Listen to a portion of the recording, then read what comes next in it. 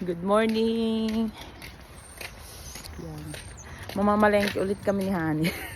So Monday ulit ngayon ng umaga ng 6 na, 6:30. So tinan mo, yung mamamalengke ka lang pero kailangan mo nakasapatos kasi malamig. Tapos yeah. Diba? Samahan niyo ulit kami. Kumusta kayo guys? Medyo namamaga tayo.